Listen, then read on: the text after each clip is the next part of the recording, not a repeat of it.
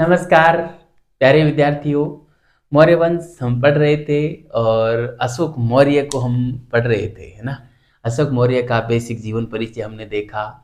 उसके बाद हमने उनके साम्राज्य विस्तार को देखा और कुछ उनके धर्म के बारे में कौन विद्वान क्या कहते हैं, ये बात हम पिछली क्लास में देख चुके थे। ठीक है, अब हम उससे ठीक आगे का इतिहास पढ़ेंगे। बड़ा ही इंटरेस्टिंग और दिलचस्प है।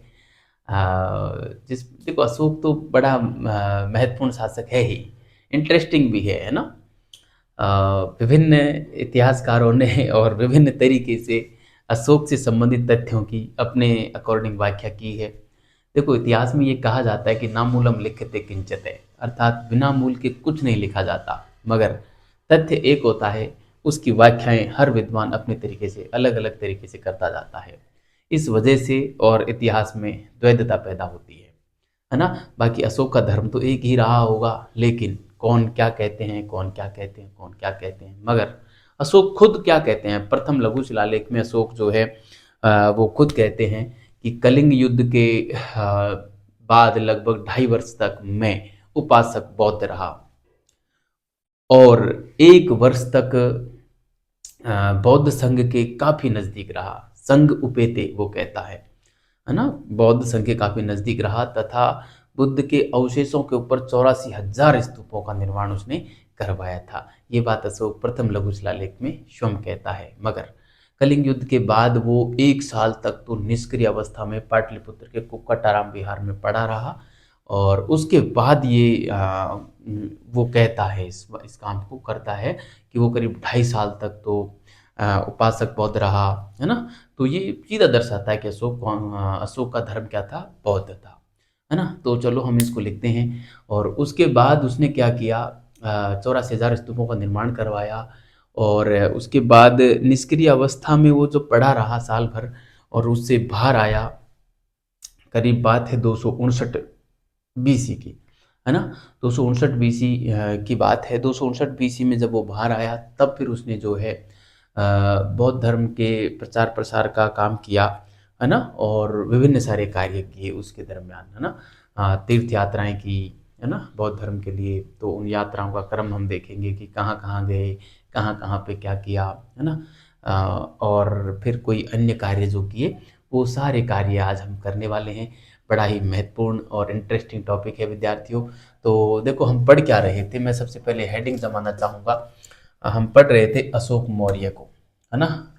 अशोक अशोक मौर्य लिखूं या मैं अशोक महान लिखूं, ठीक है, आप समझ ही जाएंगे। अशोक मौर्य या महान के नाम से का धर्म पढ़ रहे थे हम, है ना। का धर्म, है ना, या कि धार्मिक नीति हम पढ़ रहे थे एक तरीके से, ठीक है।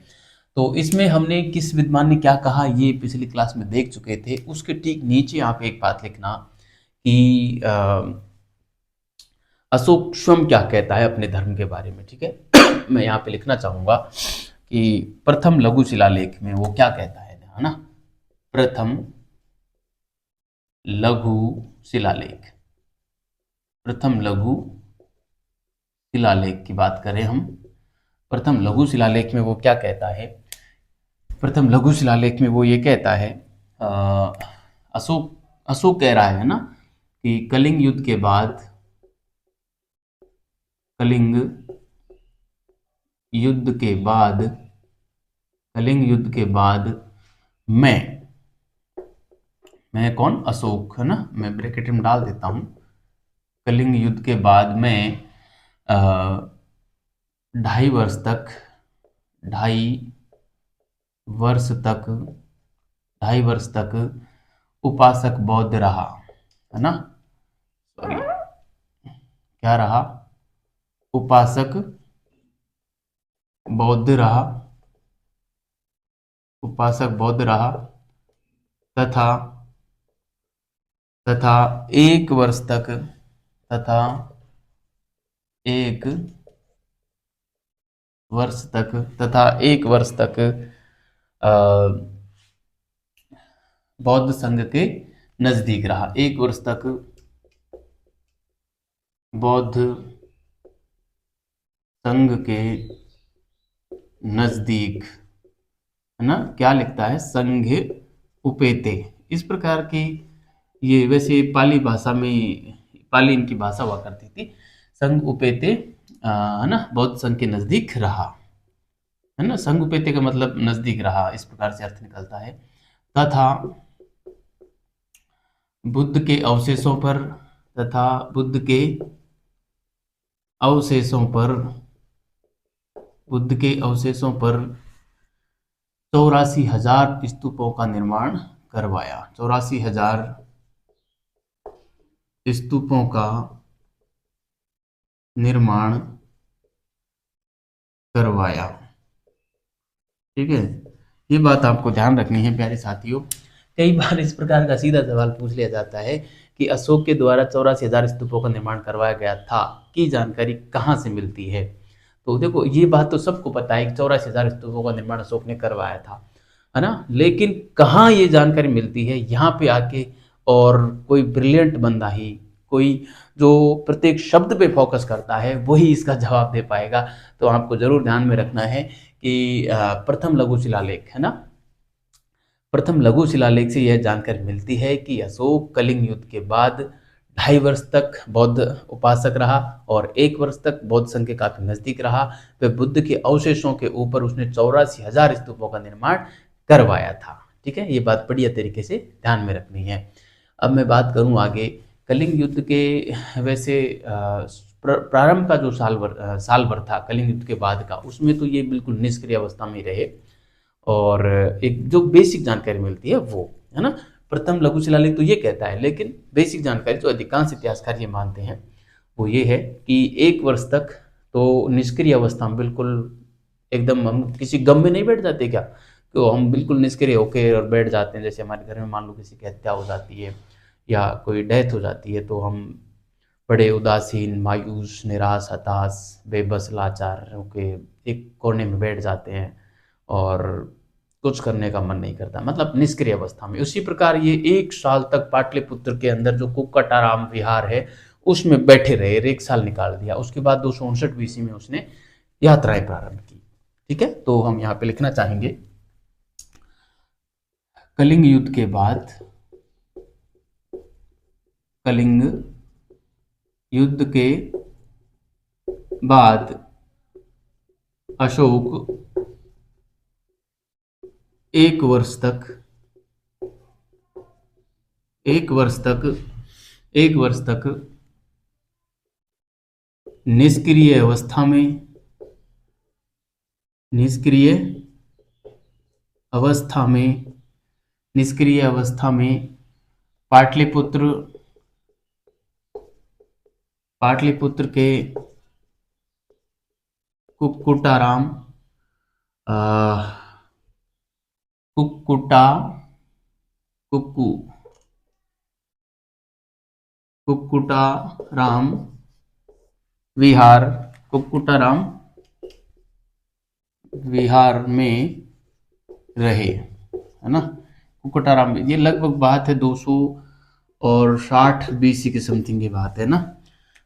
कुक्कुटाराम विहार में रहे, मतलब 260 बीसी तक। 261 में तो कलिंग युद्ध हुआ और उसके बाद लगभग बताते, क्योंकि प्राचीन भारत में सारी जो तिथियां हैं वो अनुमानते ही हैं, है ना। हम विभिन्न पद्धतियों के माध्यम से और बस एक मोटा सा आइडिया जनरेट करते हैं, मतलब कार्बन पद्धति के द्वारा, या फिर उस समय में और कोई हमको कोई छोटा मोटा तथ्य मिल गया लिखा हुआ, तो उसके आधार पे हाँ उससे पहले हुई होगी, बाद में हुई होगी, इस प्रकार से घटनाओं को जो है सेट ही करते हैं। एग्जैक्ट हमको डेट लिखी हुई नहीं मिलती, क्योंकि भारत में जो है इतिहास लिखने की पद्धति बहुत बाद में जनरेट हुई। भारत का जो पहला इतिहास का ग्रंथ माना जाता है वो राजतरंगिणी को माना जाता है, हमको पता है बहुत बाद में लिखा गया था, लगभग पूर्व मध्यकाल में लिखा गया था ना। तो इतिहास में जो भारत के प्राचीन इतिहास है उसमें अनुमान बेस्ड सारी तिथियां हैं, इसलिए लगभग ऐसे बताया जाता है। आप ये ना करें कि सर को आता नहीं है इसलिए लगभग कर रहे हैं, इतिहासकारों ने ही लगभग बताया है, इसलिए हम भी लगभग कर रहे हैं, ऐसा कुछ है नहीं। ठीक है, इसके बाद क्या हुआ, इसके बाद इसके बाद हाँ, निष्क्रिय अवस्था से बाहर आने के बाद, निष्क्रिय अवस्था से बाहर आकर अशोक ने आ, बौद्ध धर्म का प्रचार प्रसार किया। बौद्ध धर्म का प्रचार प्रसार बौद्ध धर्म का प्रचार प्रसार किया तथा या इस हेतु निम्नलिखित कार्य किए। इस हेतु निम्नलिखित कार्य किए। अब ये कार्य स्टार्ट होंगे लगभग 259 बीसी से प्रारंभ होंगे ना, 259 बीसी से प्रारंभ होंगे लगभग इसके शासनकाल के ठीक 10 वर्ष बाद, है ना। शासनकाल के 10वें वर्ष, है ना। शासनकाल के 10वें वर्ष से, ठीक है। शासनकाल के 10वें वर्ष से जो है ये यात्राएं करता है, मतलब विभिन्न जो है विहार यात्रा के स्थान पर अब ये धर्म यात्रा करेगा प्रमुख रूप से। बहुत ये बड़ा फैक्ट है एक तरीके से ना, धम्म यात्रा के स्थान पर विहार यात्रा करता है, ठीक है। तो हम यहाँ पे लिखना चाहेंगे 1 नंबर पे, है ना, क्या करता है। मैं यहाँ पे लिखना चाहूँगा कि विहार यात्रा के स्थान पर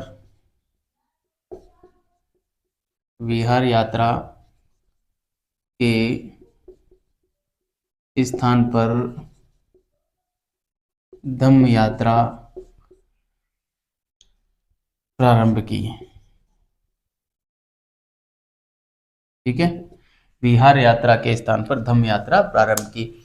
विहार यात्रा का मतलब क्या होता है, मतलब जो ये राजा लोग क्या होते थे, शिकार खेलने जाते थे और वहाँ पे बहुत से जानवरों की हत्या कर देते थे, मतलब उनका शिकार करते थे, है ना।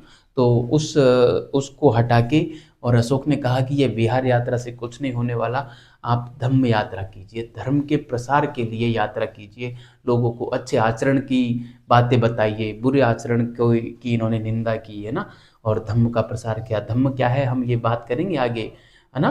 ये खुद जो है धम्म की परिभाषा भी देते हैं अशोक, है ना, और वहाँ पे बताते भी हैं कि जो धम्म है वो है कि अल्प पाप करना चाहिए, है ना, और सदा सत्य बोलना चाहिए, दान देना चाहिए, दया रखनी चाहिए, है ना। अपासिन वे बहुज्ञाने दया दाने सच्चे सोच वे माधवे साध्वी च धम्मे, ये खुद इस प्रकार से उत्तर देते हैं।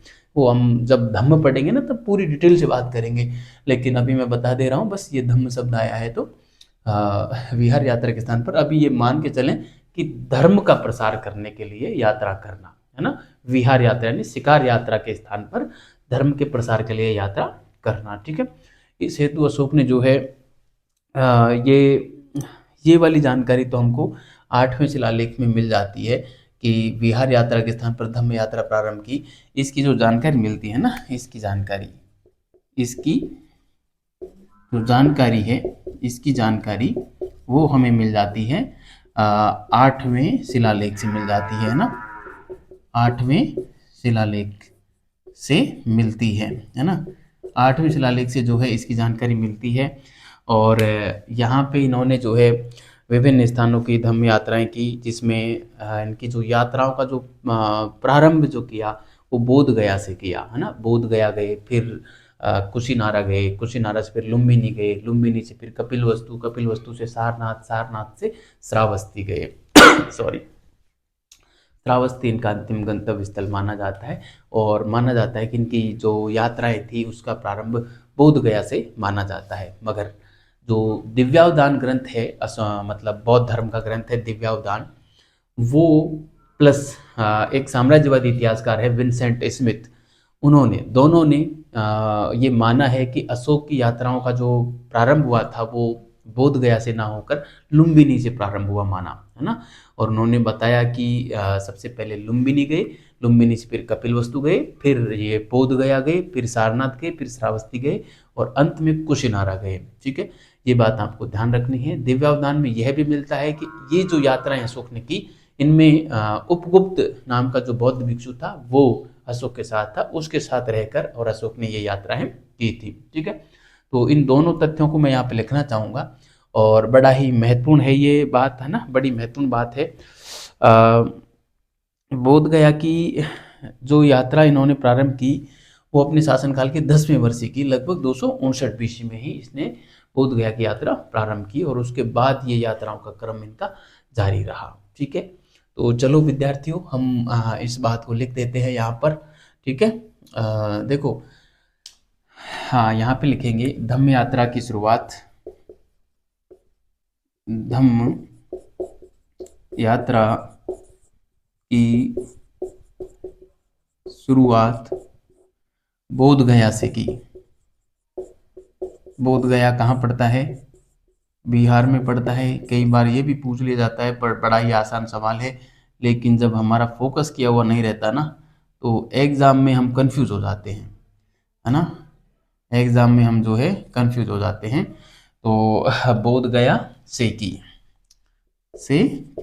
ठीक है, बोध गया से की और शासनकाल के 10वें वर्ष की थी, है ना। यह यात्रा, इसी में लिखता हूं मैं, यह यात्रा शासनकाल के, मतलब राज्यारोहण जो हुआ था उसके ठीक 10 साल बाद, शासनकाल के 10वें वर्ष की थी, 10वें वर्ष की थी। ठीक है, ये बात आपको ध्यान में रखनी है।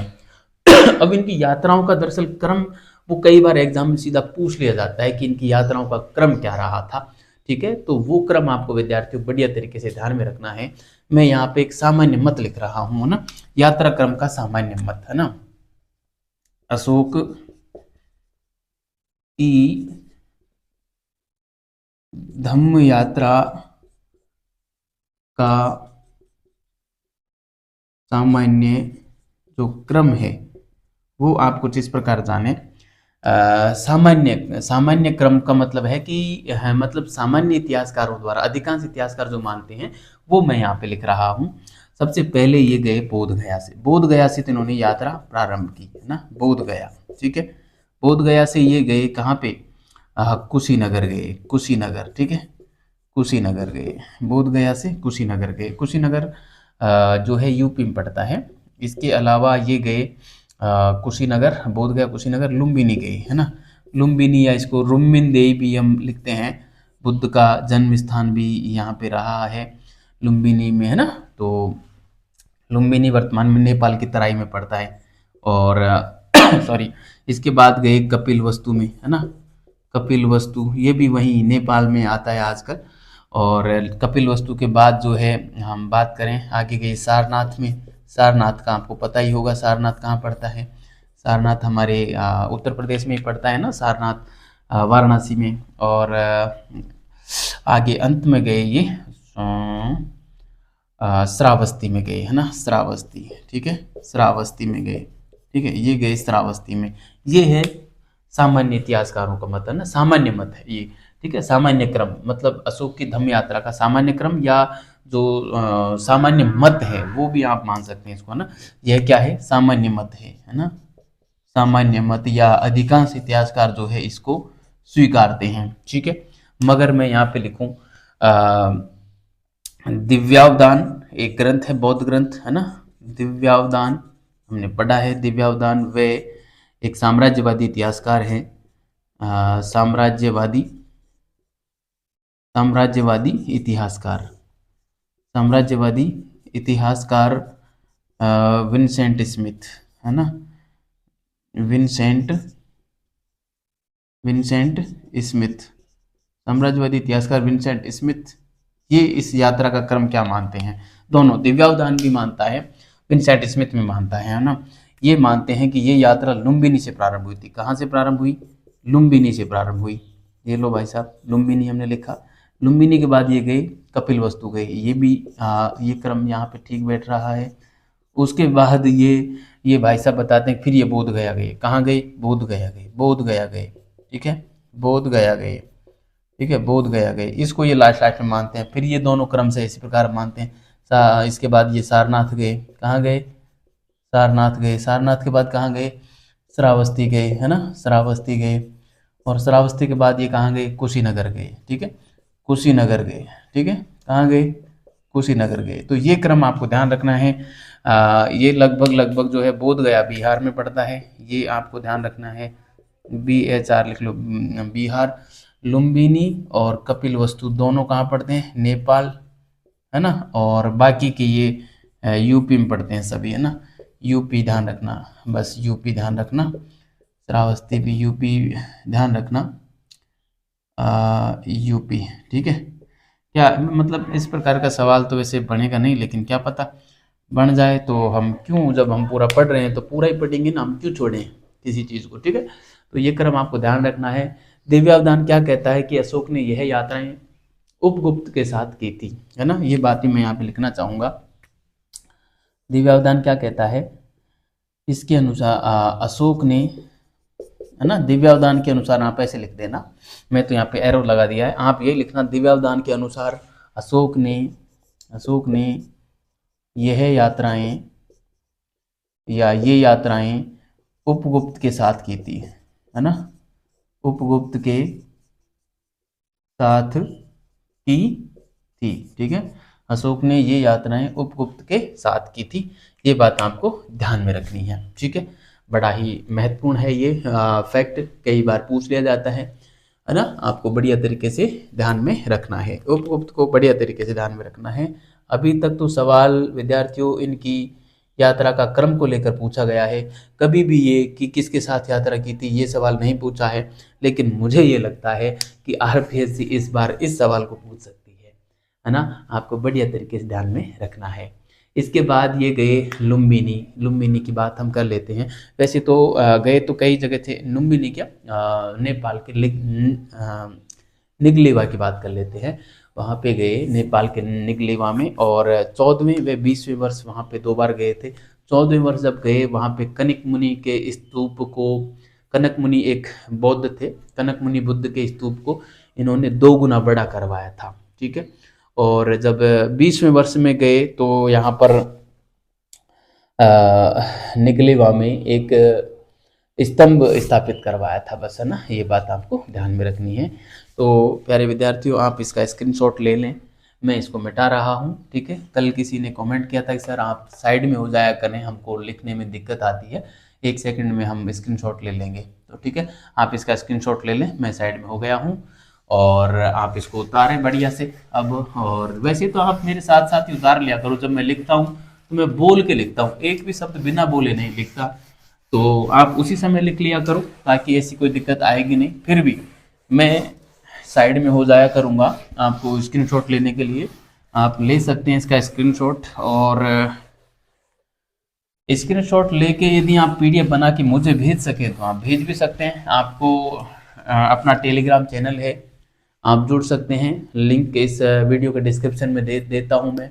वहाँ पे व्हाट्सएप का भी एक व्हाट्सएप का भी लिंक है, उस पर भी आप क्लिक करके और व्हाट्सएप से जुड़ सकते हैं।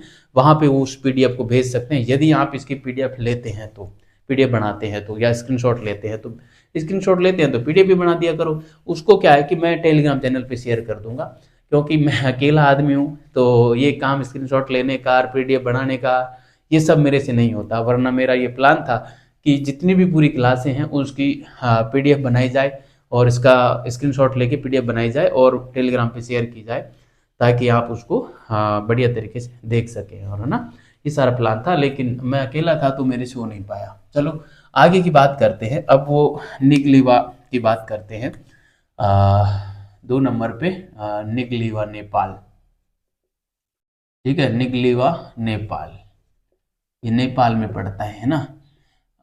देखो मैंने वो यात्रा क्रम प्रमुख जो है, प्रमुख प्रमुख जो स्थान है ना उन्हीं का मिलता है, वो हमने वहाँ पे लिखा है। गए तो बहुत जगह थे, ठीक है। निगलीवा नेपाल की बात करें, यहाँ पे वो 2 बार गए थे, ठीक है। यहाँ पे जो यात्रा की उन्होंने, एक तो की 14वें वर्ष गए, सॉरी 14वें वर्ष गए, 14वें वर्ष गए, और एक गए वो 20वें वर्ष, है ना, 20वें वर्ष गए, है ना। यहाँ पे वर्ष नहीं लिखा, 14वें वर्ष गए, ठीक है। यहाँ 14वें वर्ष जब गए तो कनक मुनि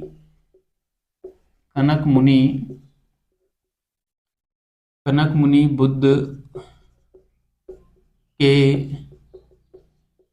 स्तूप का संवर्धन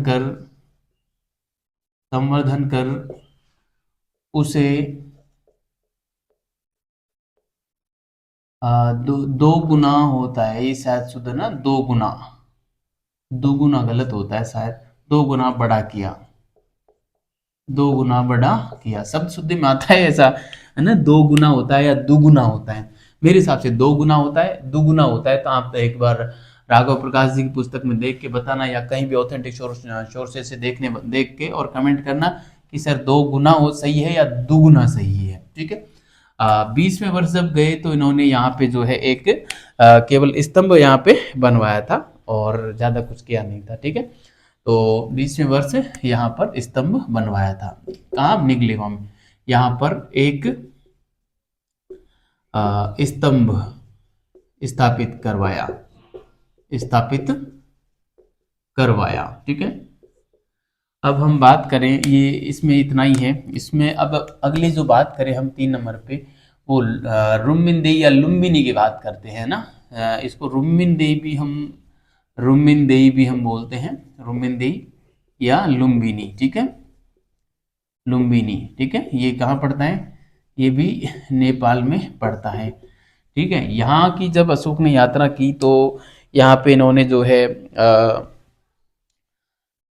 20वें वर्ष यहाँ की यात्रा की और एक प्रस्तर की मजबूत दीवार बनवाई, प्रस्तर का लेख यहाँ पे अपना, उस पे प्रस्तर की दीवार पर पत्थर पर एक लेख भी इन्होंने लिखवाया, और यह जो लेख था वो अशोक का सबसे छोटा लेख था, और इस लेख में उन्होंने अपने कर के संबंधित जानकारी दी, यानी कि आर्थिक जानकारी देने वाला अशोक का पहला लेख माना जाता है। इसमें अशोक ने धार्मिक कर, जिसको बलि बोलते थे, वो मुफ्त कर दिया था, क्योंकि आपको पता ही होगा इनका जन्म स्थान रहा है, तो अपनी जन्मभूमि में को इन्होंने जो है कर मुक्त कर दिया, धार्मिक कर से मुक्त कर दिया, और राजस्व कर जो था वो 1/6 से घटाकर 1/8 कर दिया, ठीक है। आप बढ़िया तरीके से ध्यान में रखना है, धार्मिक कर समाप्त किया था, न कि भू राजस्व कर। भू राजस्व कर की दर घटाई थी, 1/6 हुआ करती थी, 1/6 का मतलब कितना होता है, आप निकाल लेना, 1/6, 6 का भाग दे दो 100 में, पूरा प्रतिशत आ जाएगी लगभग 16 की 96 है ना, 16 से 2/3, जो 16 से 2/3 थी, जिसको घटाकर कर दी 1/8, है ना, तो 100 में 8 का भाग देंगे तो कितना आएगा, वो आ जाएगी लगभग 12 × 96 है ना, तो 4/8 मतलब 12 से 1/2, मतलब 16 से घटाकर 12 से 1/2 कर दी थी, है ना। तो ये बात आपको ध्यान रखनी है। तो इसमें हम बात करें तो 20वें वर्ष यह यात्रा की थी, है ना। शासनकाल के शासनकाल के 20वें वर्ष शासनकाल के 20वें वर्ष यह यात्रा की शासनकाल के 20वें वर्ष यह यात्रा की, ठीक है। और यहाँ पे क्या काम करवाया कि एक प्रस्तर की मजबूत दीवार बनवाई, ठीक है। और प्रस्तर पर एक लेख लिखवाया, प्रस्तर पर एक लेख लिखवाया, प्रस्तर पर एक लेख लिखवाया, ठीक है। और मैं यहाँ पे पेन बदल लेता हूँ, थोड़ा फीका चल रहा है। प्रस्तर पर एक लेख लिखवाया जो अशोक का सबसे छोटा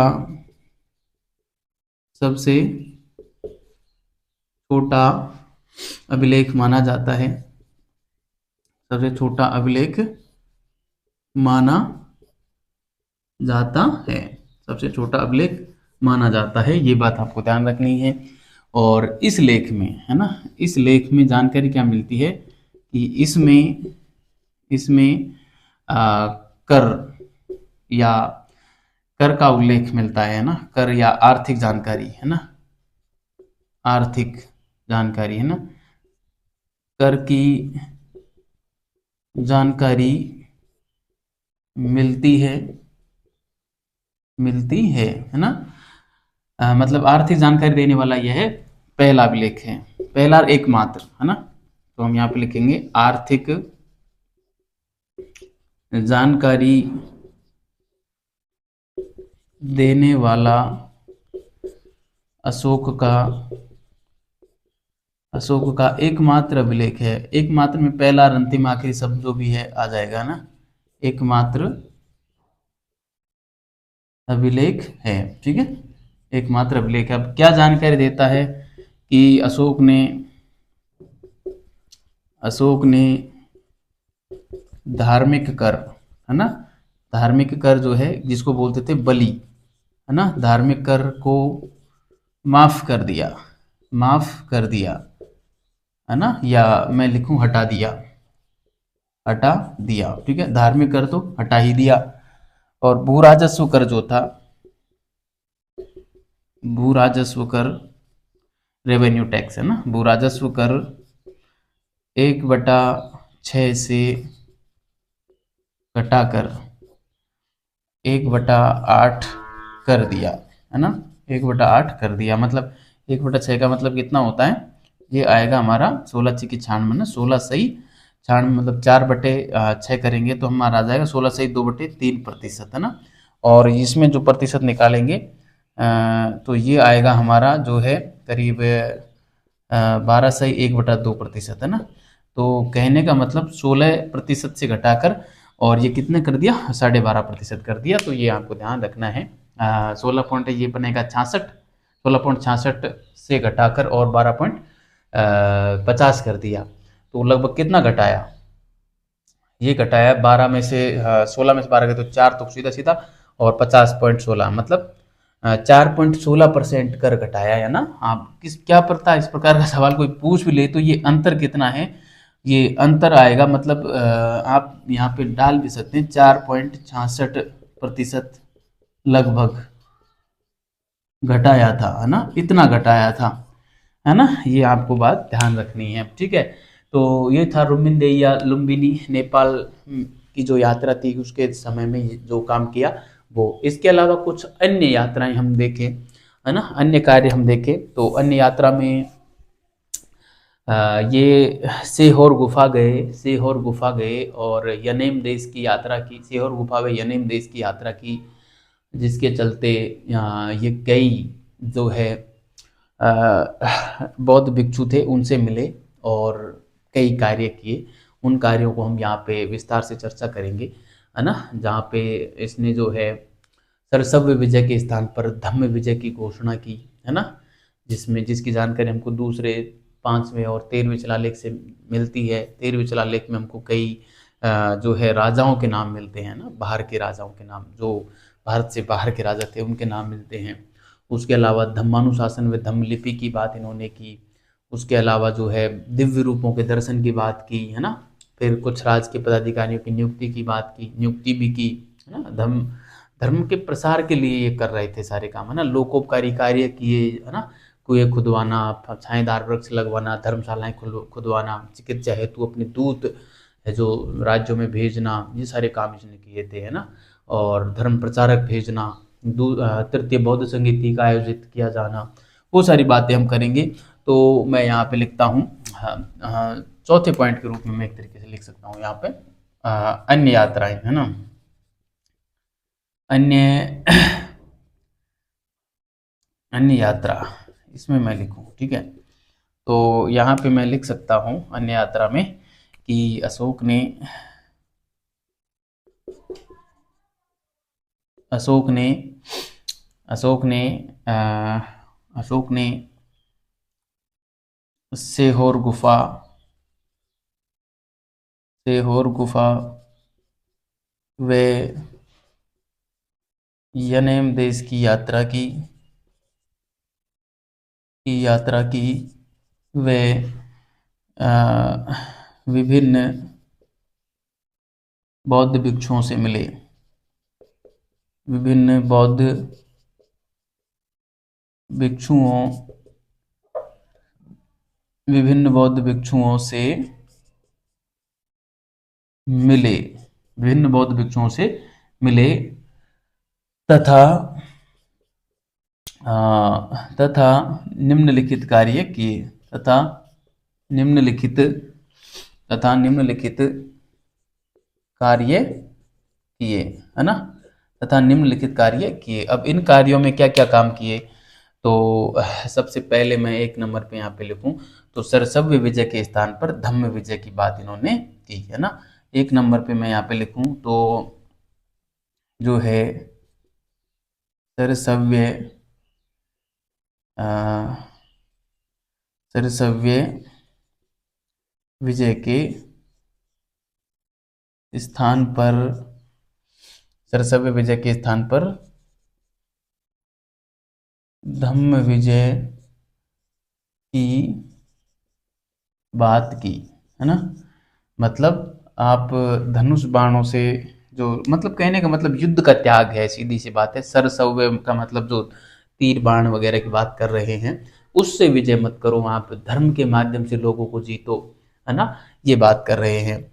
और जो दूसरा 5वां और 13वां शिलालेख है, वहाँ से कुछ राज्यों का भी जो है जानकारी, हमको कुछ राज्यों के नाम भी हमको मिलते हैं, वो बात भी मैं यहाँ पे लिखना चाहूँगा। दूसरा, 5वां और 13वें जो शिलालेख हैं में कुछ कुछ राज्यों के नाम मिलते हैं, है ना। कुछ राज्यों के क्या, हाँ कुछ राज्यों के नाम मिलते हैं, कुछ राज्यों के नाम मिलते हैं, है ना, कुछ राज्यों के नाम मिलते हैं। 13वां जो शिलालेख है, स्पेशली 13वां शिलालेख, उसमें 5 राजाओं के नाम भी मिलते हैं, ये ध्यान रखना। वहाँ पे राज्यों के नाम, मतलब राज्यों के नाम तो हैं ही, लेकिन राजाओं के नाम मिलते हैं, लेकिन वहाँ पे वो कहाँ के राजा थे ये बात नहीं मिलती, ठीक है।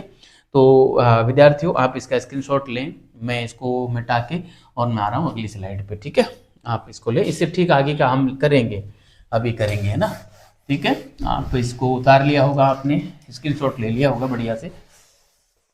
तो चलिए, आपको समझ में तो आ ही रहा होगा पूरी कहानी एकदम। मैं देखो इतिहास को बोरिंग नहीं बनाना चाहता, एकदम कहानी फॉर्मेट में पहले आपको पूरा बोल के सुनाता हूँ, फिर पूरा लिखता हूँ, है ना। तो चीज़ें अच्छे से क्लियर हो रही होंगी, पहली बार आप ऐसा इतिहास पढ़ रहे होंगे। मुझे अपने कार्य पे विश्वास है कि आपको बढ़िया तरीके से और इतिहास समझ में आ रहा होगा और आप ज़रूर सफल होंगे, ठीक है। यदि आप इसको एग्जीक्यूट कर देते हो ना, ऐसे कैसे यहाँ से आए हुए सवाल को गलत नहीं करते हो ना, तो मैं दावे के साथ कह रहा हूँ आप सिलेक्शन ही नहीं, अच्छी रैंक भी पा जाओगे। बशर्ते कि आप यहाँ से गलत मत करना, और जीके वाले पेपर में कम से कम जितना इतना इस नंबर में आ रहा है, उतना ही इस पेपर में जितना मार्क्स लाओगे उतना उसमें ले आना, बस आपकी रैंक अच्छी आ जाएगी। सिलेक्शन तो होगा ही होगा, रैंक भी अच्छी आ जाएगी, ठीक है। मैं यहाँ पे लिखना चाहूँगा कि 13वें शिलालेख में 13वें शिलालेख में कुछ राजाओं के नाम भी मिलते हैं, राजाओं के नाम भी मिलते हैं, राजाओं के नाम भी मिलते हैं, ठीक है। तो 13वें शिलालेख में कुछ राजाओं के नाम भी मिलते हैं। तो देखो कौन कौन से राजाओं के नाम मिलते हैं। देखो नाम राजाओं के मिले हैं वहाँ पे, लेकिन हमने क्या है, अन्य स्रोतों के माध्यम से और उन राजाओं के नामों को, और कहाँ के वो शासक थे, और उनका वास्तव में जिक्र किस संदर्भ में हुआ है, किस नाम से हुआ है, वो नाम हमको यहाँ पर मिलते हैं, ठीक है। तो और यहाँ पे जो उल्लेख मिला है ना, वो हमको कुछ अलग तरीके से मिला है। जैसे अंत्योक नाम मिला, अलिक सुंदर मिला, है ना, अंत्योक, अलिक सुंदर, अंत्यकिनी, है ना, अंत्यकिनी। और एक मिला हमको मग मिला, है ना, मग मिला। और एक मिला मग, अंत्योक, अलिक सुंदर, अंत्यकिनी, मग और तुरमय, ये 5 नाम मिले, है ना। मैं यहाँ पे लिखना चाहूँगा, देखो क्या क्या नाम मिले हमको। एक तो इसमें मिलता है अंतियोग, है ना, अंतियोग, ठीक है, अंतियोग मिलता है। दूसरा नाम मिलता है अलिक सुंदर, है ना, दूसरा क्या मिलता है, अलिक सुंदर मिलता है। तीसरा जो मिलता है वो मिलता है हमको अंतेकिनी, अंतेकिनी मिलता है ना, अंतेकिनी मिलता है। चौथा मिलता है मग, क्या मिलता है, मग। और पांचवा जो मिलता है वो मिलता है पांचवा मिलता है, अभी तो बोला था तुरमे, पांचवा मिलता है तुरमे, है ना, पांचवा तुरमे मिलता है, पांचवा मिलता है तुरमे, ठीक है। तो ये पांच नाम मिलते हैं किसमें, 13वें शिलालेख में। मगर हम विभिन्न स्रोतों के माध्यम से, जो साहित्यिक स्रोत हैं उनको देखने के बाद, देखो साहित्यिक स्रोत का मैं जिक्र कर रहा हूँ, शिलालेख साहित्यिक स्रोत नहीं आते, ध्यान रखना, है ना। इसमें लिखा जरूर जाता है लेकिन साहित्यिक नहीं आती, ये पुरातात्विक स्रोत हैं, क्योंकि ये कहाँ मिलते हैं, जमीन में या कहीं पर पत्थर पर लिखे हुए या कहीं गड़े हुए मिले हैं, इसलिए ये पुरातात्विक स्रोतों का हिस्सा है, ठीक है। तो अन्य जो नाम ये कहाँ के शासक थे, ये जानकारी हमको अन्य साहित्यिक स्रोतों से मिलती है, ठीक है। तो अंतियोग कहाँ का शासक था, अंतियोग हमारे जो है अंतियोग का जो संबंध है वो एंटीओकस सेकंड से है, ठीक है, एंटीओकस सेकंड से है। और ये जो शासक था एंटीओकस सेकंड, ये सीरिया का शासक था, ठीक है, ये सीरिया का शासक था। अलिक सुंदर जो था, ये था हमारे अलिक सुंदर का मतलब है अलेक्जेंडर से, है ना, ये अलेक्जेंडर था। और अंतेकिनी, अंतेकिनी का है एंटीगोनस से, है ना, एंटीगोनस ये मकदूनिया का था। और मग था हमारे, मग है सीरीन का, है ना, मग है सीरीन का, तुर्म है मिस्र का। और अलिक सुंदर अलेक्जेंडर था, यूनान का था क्या, अलेक्जेंडर का दिमाग से अभी निकल रहा है ना, अभी आ जाएगा। अलेक्जेंडर कहाँ का था अभी देखेंगे, तो याद नहीं आ रहा है, चलो हम इसका तो लिखते हैं। ये तो था, देखो सीरिया का था ना, ये था सीरिया का, सीरिया, सीरिया का था एंटी एंटीओकस, है ना, एंटीओकस सेकंड, एंटीओकस सेकंड, ठीक है। और अलिक सुंदर जो था ये अलेक्जेंडर था, एपीरस का था, सॉरी, हाँ एपीरस का, बिल्कुल एपीरस का अलेक्जेंडर था, अलेक्जेंडर था, है ना, एपीरस का अलेक्जेंडर था। अंतेकिन मकदूनिया, मकदूनिया या मेसिडोनिया, है ना, मेसिडोनिया भी आपको मिल सकता है, मकदूनिया या मेसिडोनिया, मेसिडोनिया का, मैसिडोनिया का था एंटीगोनस, है ना, एंटीगोनस, ठीक है। देखो ये एंटीओकस है, ये एंटीगोनस है, इतना सा अंतर है ना। मग की बात करें तो ये था सीरीन का, सीरीन का सीरीन का मगस, है ना, सीरीन का मगस था। और तुर्मे जो था ये मिस्र का था, तुर्मे मिस्र का, इसकी बात हम पहले कर चुके हैं, मिस्र का टोलेमी फिलाडेल्फस सेकंड, है ना, टोलेमी फिलोडेल्फस या फिलाडेल्फस, फिलाडेल्फस सेकंड ये शासक था, है ना, टोलेमी फिलाडेल्फस सेकंड था, ठीक है। तो ये नाम आपको बढ़िया तरीके से ध्यान रखने हैं विद्यार्थियों, बहुत बार एग्जाम में पूछे जाते हैं, वेरी इंपॉर्टेंट नाम है, ठीक है। तो ये था इनका पहला काम, सरसव्य विजय के स्थान पर जो धम्म विजय की बात की, और जिसकी बात हमको यहाँ पे मिलती है। दूसरे नाम, दूसरे कार्य में हम यहाँ पे लिखेंगे, दूसरे नंबर का जो कार्य किया इसने वो ये किया कि जो धम्मानुशासन व धम्म लिपि की बात की, है ना, धम्मानुशासन, धम्मानुशासन यानी धर्म के अनुसार शासन, व धम्म लिपि, व धम्म लिपि की बात की, ठीक है, धम्मानुशासन व धम्म लिपि की बात की। तो हम बात करें विद्यार्थियों, इन्होंने क्या किया था कि अपने शासनकाल के लगभग 13वें वर्ष में, और इन्होंने लोकप्रिय भाषा में और बहुत सारे अभिलेख जारी करवाए। लोकप्रिय भाषा में क्यों, क्योंकि लोगों को पता चल सके कि शासक के क्या नियम हैं, है ना, शासक हमसे, राजा जो है वो हमसे क्या चाहता है, किस प्रकार से आचरण व्यवहार जनता करे, वो सारे नियम इसने लोकप्रिय भाषा में अपने शासनकाल के 13वें वर्ष और विभिन्न पत्थरों पर खुदवाए, शिलाओं पर खुदवाए थे, है ना। तो ये और उसमें क्या था, वही धम्मानुशासन था कि उसका उद्देश्य क्या था कि लोग इन नियमों के अनुसार आचरण व्यवहार कर सकें, स्थायी रूप से आचरण व्यवहार कर सकें। ठीक है, तो वो बात मैं यहाँ पे लिखूंगा कि शासनकाल के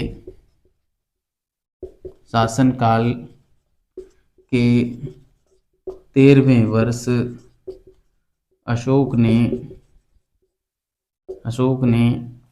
शासनकाल के 13वें वर्ष अशोक ने क्या किया, लोकप्रिय भाषा में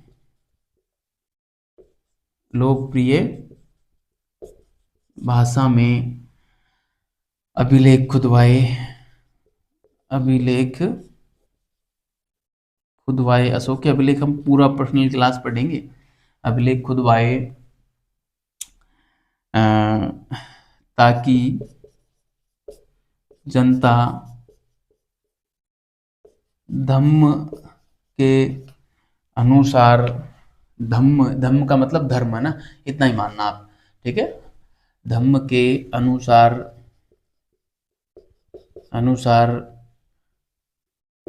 आचरण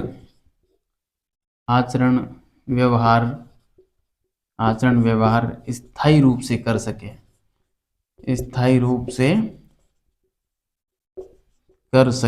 ना, स्थायी रूप से कर सके। ठीक है, धम्मानुशासन में धम्म लिपि की बात की, और स्थायी रूप से जो है जनता जो है ये करती ही रहे, आगे तक भी करती रहे। रोमिला थापर यहाँ पे बड़ी गजब की बात कहती हैं। रोमिला थापर ने अपनी पुस्तक Ashok and decline of the Mauryas जो पुस्तक लिखी, उसमें क्या है भाई, चल जा, हम आपको इतिहास नहीं पढ़ाने वाले हैं ना, ये आज गेट के अंदर रह गई है तो मेरे को डिस्टर्ब करने आ गई है ना। चलो, मैं बता रहा था कि रोमिला थापर अपनी पुस्तक Ashok and decline of the Mauryas में लिखती हैं कि अशोक जो था दूरदृष्टि सम्राट था, और उसने धम्म की नीति क्यों जारी की, उसके पीछे वो जवाब देती है। अशोक को यह भय था कि उसके उत्तराधिकारी बड़े कमजोर होंगे और वो इतने विशाल साम्राज्य की रक्षा नहीं कर सकते।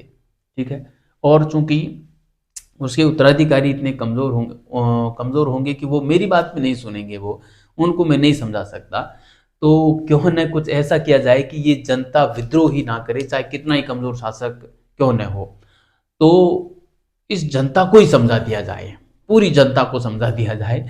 और इस कारण अशोक ने क्या किया, अभिलेख लिखवाए और आचरण के नियम जारी करवा दिए कि जनता को इस प्रकार से और है अपना आचरण व्यवहार करना चाहिए।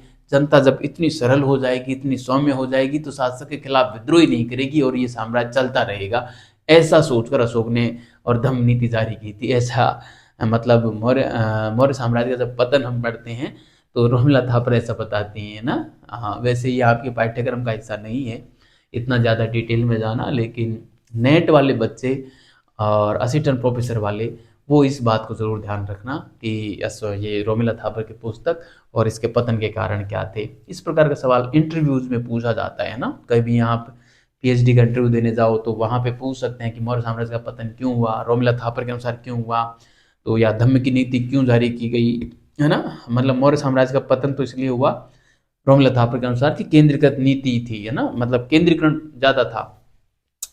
ठीक है, चलो ये हमारा हुआ। तीसरा काम हम देखते हैं। तीसरा काम क्या था, तीसरा काम जो आएगा इसमें दिव्य रूपों का दर्शन, है ना, दिव्य रूपों का दर्शन देना, दिव्य रूपों का दर्शन देना। अशोक ने क्या किया कि आम जनता को और स्वर्गीय सुखों की अनुभूति करवाने के लिए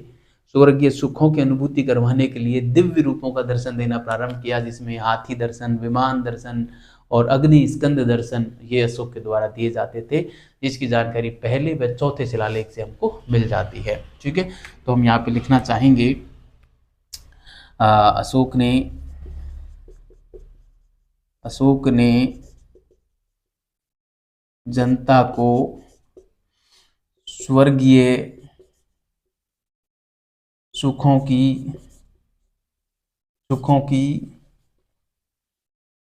अनुभूति कराने हेतु स्वर्गीय सुखों की अनुभूति कराने हेतु दिव्य रूपों का दर्शन देना प्रारंभ किया, है ना। दिव्य रूपों, कौन कौन से रूप? हाथी विमान, है ना, हाथी विमान, सॉरी हाथी दर्शन, है ना, और विमान दर्शन, है ना, हाथी दर्शन, विमान दर्शन, अग्नि स्कंद दर्शन, है ना, अग्नि स्कंद दर्शन, है ना, ये दिए, है ना रूपों। हाँ, अशोक ने जनता को स्वर्गीय सुखों की अनुभूति कराने हेतु दिव्य रूपों के दर्शन कराने प्रारंभ किए, मतलब ऐसे हाथी के ऊपर बैठ कर और दर्शन देना, विमान के ऊपर बैठ कर अशोक को दिखाया जाना, इस प्रकार से दिखाते थे वो महलों के ऊपर, जो भी उनकी प्रोसेस रही होगी, ठीक है। अब इसके पीछे रोमला ताबर बड़ा ही गजब का तर्क देती है कि इस प्रकार से जो है लोग इस लोक के सुखों को भूलकर पारलोक के सुखों में खो जाएंगे, और इस लोक में क्या हो रहा है उसे कोई मतलब नहीं रहेगा, राजा के खिलाफ कोई विद्रोह नहीं करेंगे, इस प्रकार से तर्क निकालती है रोमिला थापर, है ना।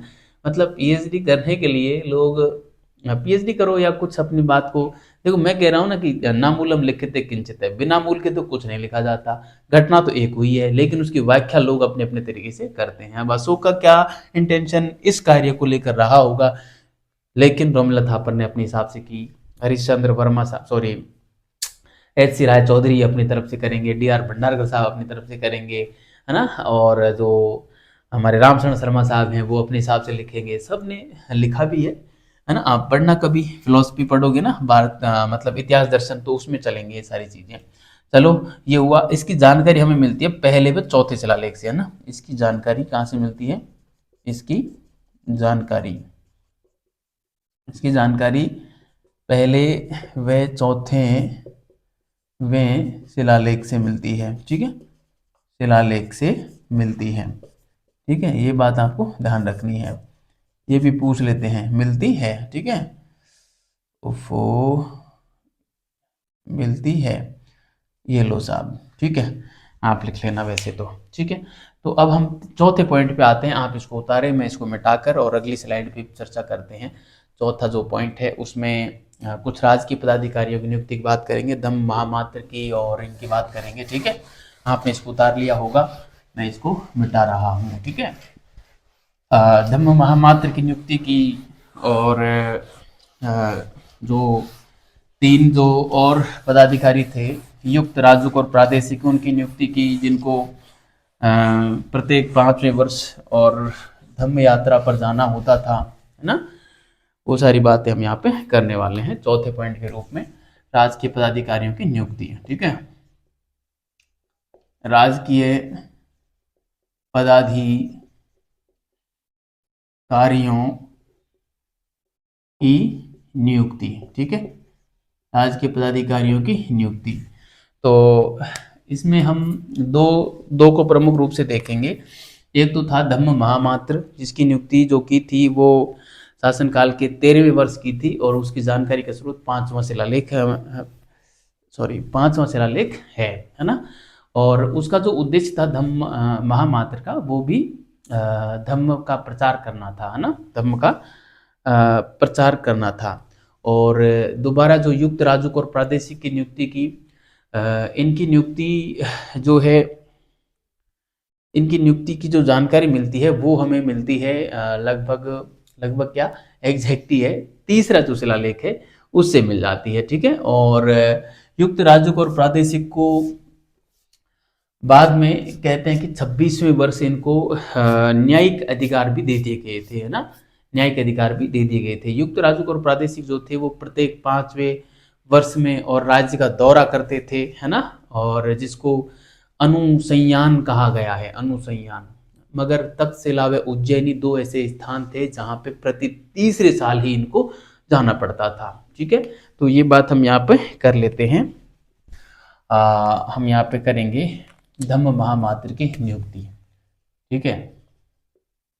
धम्म महामात्र की नियुक्ति, धम्म महामात्र की नियुक्ति। तो मैं इसमें लिखूंगा कि पांचवें शिलालेख के अनुसार, पांचवें शिलालेख के अनुसार अशोक ने शासनकाल के 13वें वर्ष, शासनकाल के 13वें वर्ष, शासनकाल के 13वें वर्ष धम्म महामात्र की नियुक्ति की, धम्म महामात्र की नियुक्ति धम्म प्रचार हेतु की, नियुक्ति धम्म प्रचार हेतु, धम्म प्रचार हेतु की। ठीक है, एक बात तो आपको ये ध्यान रखनी है। बात नंबर 2 क्या है कि तीसरे शिलालेख के अनुसार, है ना, 3वें शिलालेख के अनुसार अशोक ने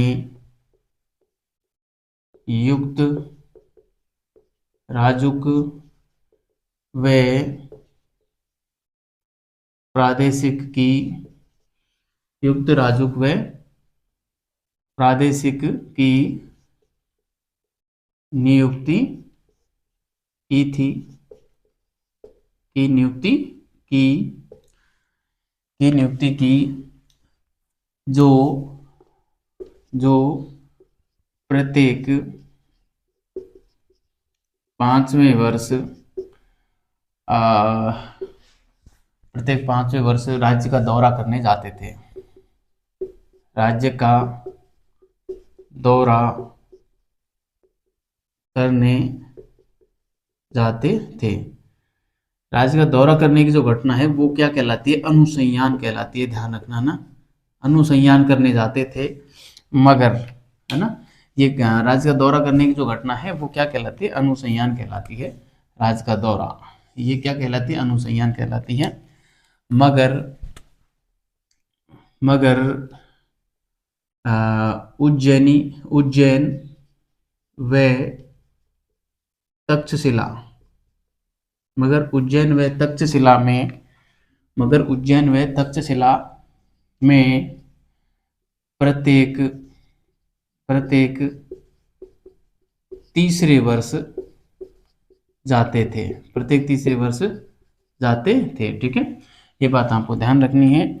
इनको जो न्यायिक अधिकार मिले थे वो, इनको न्यायिक अधिकार, मैं यहाँ पे लिखूं, इनको, सॉरी, ये प्रारंभ में राजस्व अधिकारी के रूप में ज्यादा थे ना, राजस्व और धार्मिक कार्य ही देखते थे। बाद में इनको न्यायिक अधिकार दे दिए गए थे ना। इनको न्यायिक अधिकार शासनकाल के 26वें वर्ष प्रदान किए गए। अभी जब हम अशोक का, इनका प्रशासन देखेंगे ना, तो उसमें हम सारी बात करेंगे किस समय इनकी नियुक्ति, जो उनकी नियुक्त किया था 12वें वर्ष, जहाँ तक मुझे याद आ रहा है 12वें वर्ष किया था। अभी मैं, और जब प्रशासन करेंगे तो हम वहाँ पे कंफर्म करेंगे कि 12वें वर्ष ही इनकी नियुक्ति की थी या कब की थी। जहाँ तक मुझे याद आ रहा है 12वें वर्ष इनकी नियुक्ति की, और 26वें वर्ष से इनको जो है न्यायिक अधिकार दे दिए गए। प्रारंभ में इनको केवल राजस्व प्राप्त करने के अधिकार थे और कुछ धार्मिक अधिकार थे। ठीक है, तो ये बात हम करेंगे आगे। और अगला जो पॉइंट करेंगे, 5वां पॉइंट, वो हम कर लेते हैं लोकोपकारी कार्य ना, लोकोपकारी कार्य। ठीक है, लोकोपकारी कार्य में जो इसने किए थे उसकी जो जानकारी मिलती है, एक तो 7वें स्तंभ लेख से मिलती है ना, 7वां स्तंभ लेख, है ना। 7वां स्तंभ लेख ये क्या कहता है?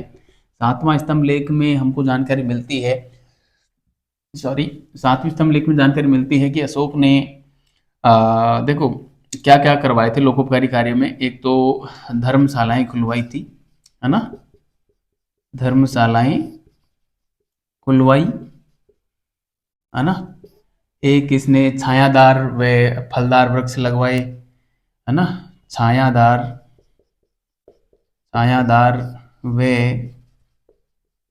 फलदार वृक्ष लगवाए, है ना, वृक्ष लगवाए, वे कुएं व तालाब खोदे, है ना, कुएं व तालाब बनवाए। ठीक है, कुएं व तालाब बनवाए, ये हम बात कर ली।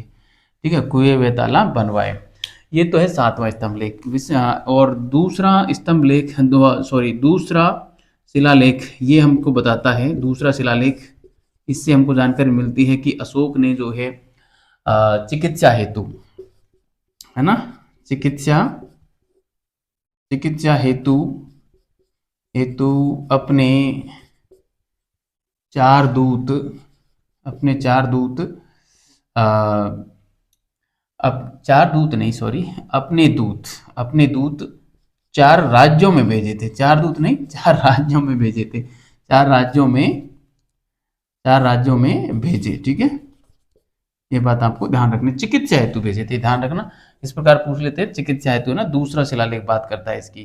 ठीक है, तो ये थे लोकोपकारी कार्य, ये हमने यहाँ पे कर लिए, आपको बढ़िया तरीके से याद में रखना है। ठीक है, अब हम बात करते हैं कि इसने धर्म प्रचारक भी भेजे थे, है ना, धर्म प्रचारक भेजे। ठीक है, तो हम 6ठे नंबर पे यहाँ पे बात करते हैं, धर्म प्रचारक भेजे। धर्म प्रचारक भेजे। ठीक है, धर्म प्रचारक में इसने कौन कौन भेजे, ये हम बात कर लेते हैं।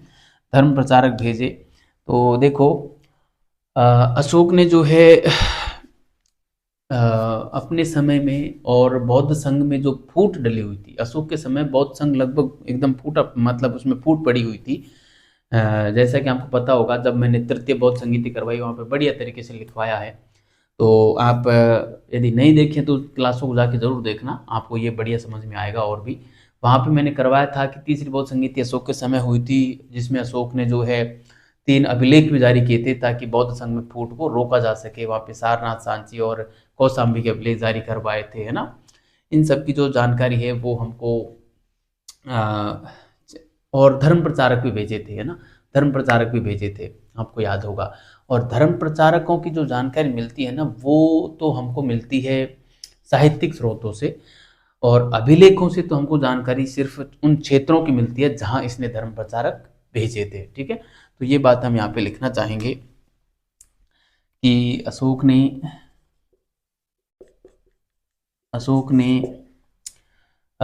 बौद्ध संघ में पड़ी फूट रोकने हेतु पड़ी फूट रोकने हेतु तीसरी बौद्ध संगीति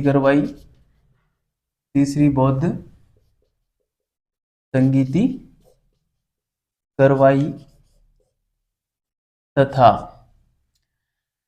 अभिलेख लिखवाए। अभिलेख वही मैं इनको लिखा चुका हूँ, यहाँ पे लिखने की आवश्यकता नहीं है।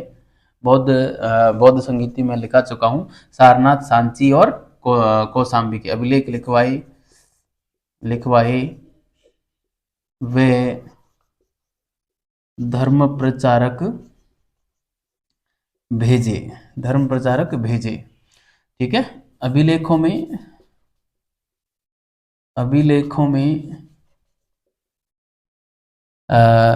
सिर्फ क्षेत्रों के नाम मिलते हैं, सिर्फ क्षेत्रों के नाम मिलते हैं जहां धर्म प्रचारक भेजे,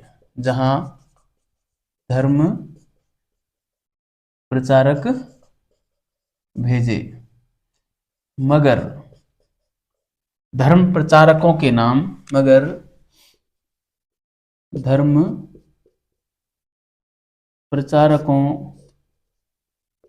के नाम हमें साहित्यिक स्रोतों से मिल जाते हैं। ठीक है, इस बात को आप कुछ यूं समझना,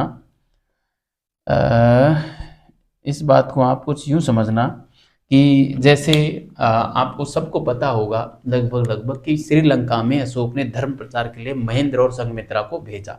ठीक है, तो श्रीलंका का नाम तो अभिलेखों में मिलेगा, लेकिन श्रीलंका में भेजा किसको, धर्म प्रचारक कौन गया, उसका नाम अभिलेखों में नहीं है ना। अभिलेखों में सिर्फ स्थान का नाम है, क्षेत्र का नाम है, और धर्म प्रचारक का नाम कहाँ मिलता है, साहित्यिक स्रोतों में मिलता है, महावंश में मिलता है, एक है ना प्रमुख ग्रंथ महावंश है। ठीक है, तो कौन कहाँ भेजा गया वो हम जानकारी लिखेंगे, आप इसका स्क्रीनशॉट लें और मैं आता हूँ अगली स्लाइड पे, वहां पे हम लिखते हैं। ठीक है, आप इसको उतारें और मैं इसको मिटा रहा हूँ। ठीक है, आपने स्क्रीनशॉट ले लिया होगा, मैं इसको मिटा देता हूँ। ठीक है, तो ये लीजिए, और अब हम क्लास के अंतिम पड़ाव पे हैं, बस आज की क्लास खत्म करेंगे, टाइम भी हो गया है वैसे लगभग क्लास का, और धर्म प्रचारकों को हम लिख लेते हैं। फिर हम अगली क्लास में अशोक का धम्म पढ़ लेंगे और फिर इनकी धार्मिक नीति पूरी हो जाएगी एक तरीके से, है ना। धार्मिक नीति वाले बिंदु पर चल रहे हैं हम, आपको पता होगा तो। ठीक है, तो देखो धर्म प्रचारक कहाँ कहाँ भेजे, इसकी जो जानकारी मिलती है ना वो हमको देखो, वैसे तो ये जो दूत भेजे थे उसकी जानकारी, धर्म प्रचारक भेजे जाने की जानकारी हमको दूसरे, 5वें और 13वें शिलालेख में मिल जाती है, मगर जो हमारा ये जो 13वां शिलालेख है उसमें दूसरा, 5वां और 13वां, इन तीनों में हमको जानकारी मिलती है। 13वें शिलालेख में हमको 5 राज्यों के नाम मिलते हैं, है ना, 5 राजाओं के नाम मिलते हैं और क्षेत्रों के नाम मिलते हैं। ठीक है, तो हम यहाँ पे लिखेंगे, देखो कौन कहाँ भेजा, धर्म प्रचारक, हम इस प्रकार सेटिंग डाल देते हैं, धर्म प्रचारक। ठीक है, तो देखो यहाँ पे तो हम लिखते हैं क्षेत्र जिसकी जानकारी मिलती है अभिलेखों से, है ना। जानकारी कहाँ से मिलती है, अभिलेखों से मिलती है। यहाँ पे हम लिख देते हैं प्रचारक, कौन लिखा है, प्रचारक, इसकी जानकारी मिलती है हमको महावंश से, प्रमुख रूप से, है ना, महावंश से मिलती है। अब कौन कहाँ गया ये हम थोड़ा सा हम देखें, तो इसमें मैं लिखना चाहूँगा, पेन थोड़ा सा देखता हूँ। देखो यवन देश में गया, यवन देश में गए थे हमारे महारक्षित गए थे, है ना, महारक्षित गए यवन देश में। ठीक है, और नंबर 2 पे मैं श्रीलंका की बात कर लेता हूँ। श्रीलंका में कौन गए, महेंद्र व संघमित्रा गए, है ना, महेंद्र व संघमित्रा गए। ठीक है, महेंद्र व संघमित्रा गए। ऐसे ही बात करें तीसरे नंबर पे, सुवर्ण या बर्मा, यहाँ पे कौन गए, सोन व उत्तरा गए, है ना, सोन व उत्तरा गए, है ना। सोन व उत्तर या उत्तरा नाम मिलता है, उत्तर आप लिखें, उत्तर ही मिलता है अधिकतर। ये तीनों जो क्षेत्र थे ये अशोक के साम्राज्य से बाहर गए थे, है ना। तो मैं यहाँ पे लिख सकता हूँ अशोक के साम्राज्य से बाहर, है ना, ये गए थे, अशोक के साम्राज्य से बाहर गए, है ना। ये बाहर का मामला है।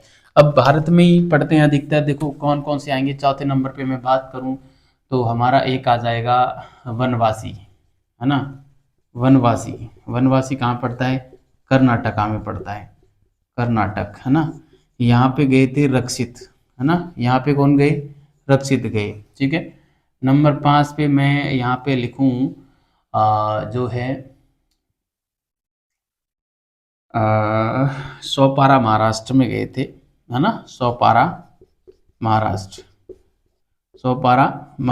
में, है ना, सोपारा महाराष्ट्र में जो गए थे वो गए थे धर्म रक्षित, है ना, धर्म रक्षित गए थे। ठीक है, सोपारा महाराष्ट्र में धर्म रक्षित गए थे।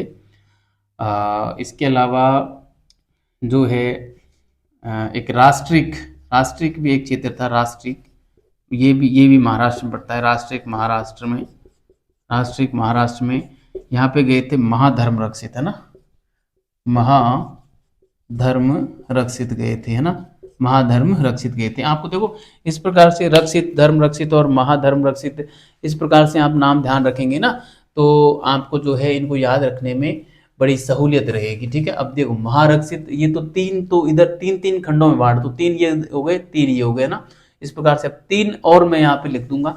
तो इस प्रकार से ये 9 नाम हमको प्रमुख रूप से यहाँ पर मिल जाते हैं। ठीक है, तो आप इस प्रकार से जो है चीज़ आपकी कवर हो जाएंगी। देखो 7वें नंबर पे मैं यहाँ पे लिखूंगा जो हमारे उत्तर भारत में लगभग कश्मीर और गांधार में है ना, कश्मीर व गांधार में, कश्मीर व गांधार में गए थे मझंतिक, है ना, मझंतिक, मझंतिक, मझंतिक गए थे। ये थोड़ा सा हो सकता है मेरे से कुछ गलत हो रहा हो, मझंतिक कर दिया मैंने, मझंतिक गए थे, है ना, मझंतिक। ठीक है, हाँ ये शब्द हो सकता है मेरे से इधर उधर हो रहा हो, मझंतिक ही है, मझंतिक ठीक है। और हिमालय क्षेत्र में जो गए थे वो मध्यम गए थे। हिमालय में कौन गए थे? मध्यम, मध्यम, हिमालय में मध्यम गए थे। ठीक है, मध्यम गए थे। और एक है हमारे मैसूर और महिष मंडल, मैसूर और महिष मंडल। ठीक है, मैसूर और महिष मंडल में गए थे महादेव। ठीक है, महादेव। तो आपको ये याद रखने हैं। ठीक है, मध्यम, मझंतिक, और ये यहाँ से पूछ लेते हैं कई बार सवाल, आपको बढ़िया तरीके से ध्यान में रखना है। ठीक है, यवन देश महारक्षित, श्रीलंका में महेंद्र व संघमित्रा, सुवर्ण या बर्मा, सोन व उत्तरा गए थे यहाँ पे, वनवासी कर्नाटक में रक्षित गए थे, सोपारा महाराष्ट्र में धर्म रक्षित गए थे। सोपारा में भी एक स्थान पड़ता अपरांत तक, है ना, आप यहाँ पे लिख भी सकते हैं अपरांत तक। ठीक है, मैं यहाँ पे लिख देता हूँ अपरांत तक, है ना, अपरांत तक जो कि सोपारा में पड़ता है। चलो मैं इसको थोड़ा सा और तरीके से लिख देता हूँ। अपरांत तक एक स्थान है ना, सौराष्ट्र, सोपारा में भी अपरांत तक गए थे। हमको वैसे तो अपरांत तक ही लिखा मिलता है, अपरांत तक, है ना, अपरांत तक ये पड़ता है सोपारा में। और सोपारा कहाँ पड़ता है? वर्तमान में महाराष्ट्र में पड़ता है ना। यहाँ पे धर्म रक्षित गए थे, और राष्ट्रिक महाराष्ट्र में महाधर्म रक्षित गए थे, गांधार और कश्मीर वाले क्षेत्र में मझंतिक गए थे, और हिमालय के क्षेत्र में मध्यम गए थे मैसूर, और जो महिष मंडल वाला क्षेत्र है वहाँ पे महादेव गए थे। ठीक है, तो इनको आपको बढ़िया तरीके से ध्यान में रखना है। नेट और असिस्टेंट प्रोफेसर जैसे एग्जाम में सवाल फंसते हैं, फर्स्ट ग्रेड में भी आने लगे हैं यहाँ से सवाल। ठीक है, तो बढ़िया तरीके से ध्यान में रखना, और यहाँ से आगे की बात जो है हम करेंगे विद्यार्थियों अगली क्लास में। तब तक के लिए बहुत बहुत धन्यवाद। अच्छे रहिए, मस्त रहिए और लगातार पढ़ते रहिए।